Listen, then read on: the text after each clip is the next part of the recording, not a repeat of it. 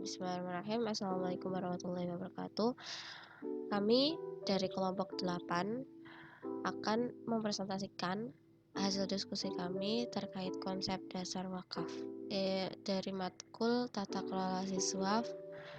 Kelompok 8 terdiri dari Eka Mulia, Nurul Alamin, dan Elo Trienka.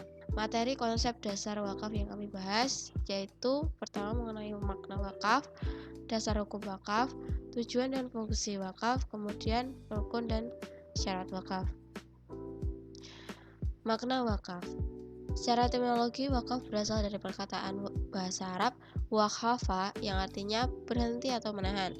Dalam terminologi hukum Islam, kata wakaf jamaknya auqaf didefinisikan sebagai suatu tindakan penahanan dari penggunaan dan penyerahan aset di mana seseorang dapat memanfaatkan atau menggunakan hasilnya untuk tujuan amal, sepanjang barang tersebut masih ada.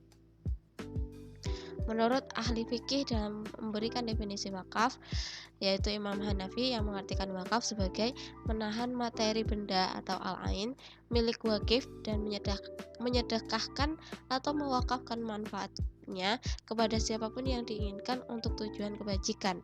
Artinya bahwa kedudukan harta wakaf masih tetap bertahan atau terhenti di tangan wakaf itu sendiri dan wakif menjadi pemilik harta yang diwakafkannya. Sedangkan perwakafannya hanya terjadi ke atas manfaat harta tersebut, bukan termasuk ke aset hartanya. Kemudian dasar hukum wakaf. Secara umum tidak terdapat pada ayat Al-Quran yang menerangkan konsep wakaf secara jelas, dikarenakan wakaf adalah termasuk golongan infak di jalan Allah. Maka dasar yang digunakan oleh para ulama dalam menjelaskan dan menerangkan konsep wakaf ini berdasarkan pada keumuman ayat-ayat Al-Quran yang berkenaan dengan infak. Di antaranya pada surat Al-Baqarah ayat 267, surat Al-Imran ayat 92, dan surat Al-Baqarah ayat 261. Sedangkan hadis yang menjadi dasar hukum dan dalil wakaf adalah hadis yang diriwayatkan oleh Abdullah bin Umar bahwa Umar bin Khattab mendapat sebidang tanah di Khaybar. Umar berkata kepada Rasulullah SAW, "Ya Rasulullah, saya mendapatkan sebidang tanah di Khaybar dan saya belum pernah mendapatkan harta lebih banyak dari tanah di Khaybar itu. Karena itu saya mohon petunjuk tentang apa yang sepatutnya saya lakukan pada tanah itu." Kemudian Rasulullah SAW menjawab, "Jika engkau mau, tahanlah tanahmu itu dan engkau sedekahkan." Lalu Umar mensedekahkannya dan mensyaratkan bahwa tanah itu tidak boleh diwariskan. Umar juga menyalurkan hasil tanah itu untuk orang-orang fakir, ahli familinya, membebaskan budak, orang-orang yang berjuang di jalan Allah, orang yang kehabisan bekal dalam perjalanan, dan tamu. Baik, selanjutnya saya Eka Mulia akan melanjutkan pembahasan ke bagian tujuan dan fungsi wakaf. Yang pertama ada tujuan umum wakaf. Jadi tujuan umum dari wakaf sendiri yaitu Allah memberikan manusia kemampuan dan karakter yang beraneka ragam sehingga timbul kondisi dan lingkungan yang berbeda di antara masing-masing individu. Ada yang miskin, ada yang kaya, cerdas, bodoh, kuat, dan lemah. Di balik semua ini tersimpan hikmah di mana Allah memberikan kesempatan kepada yang kaya menyantuni yang miskin, yang cerdas membimbing yang bodoh, dan yang kuat menolong yang lemah. Yang demikian merupakan wahana bagi manusia untuk melakukan kebajikan sebagai upaya mendekatkan diri kepada Allah, sehingga interaksi antar manusia saling terjamin. Jadi tujuan umum dari wakaf sendiri adalah agar interaksi antar manusia saling terjalin. Selanjutnya ada tujuan khusus dari wakaf, yaitu untuk pengkaderan, regenerasi, dan pengembangan sumber daya manusia. Dalam Undang-Undang Nomor 41 Tahun 2004 tentang wakaf, pasal 4 menyatakan bahwa wakaf bertujuan untuk memanfaatkan harta benda wakaf sesuai dengan fungsinya.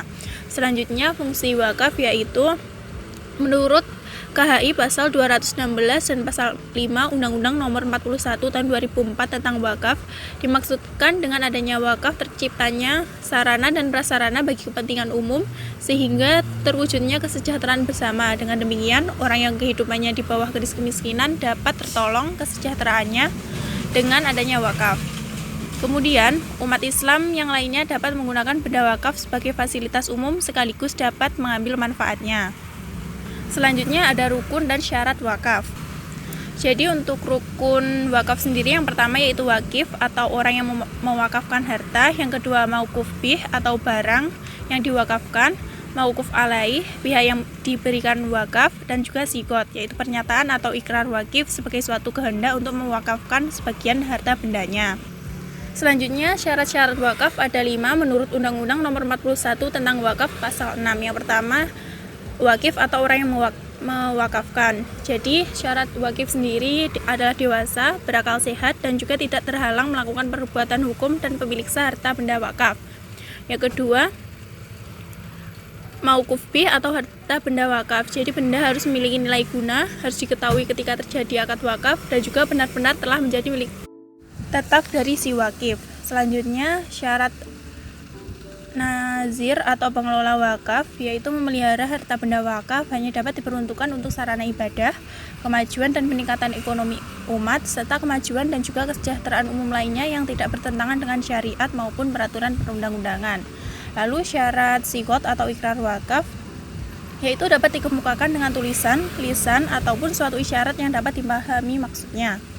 Yang terakhir, syarat dari jangka waktu wakaf, yaitu mayoritas ulama sepakat bahwa wakaf harus diberikan untuk selamanya atau permanen dan harus disertakan statement yang jelas.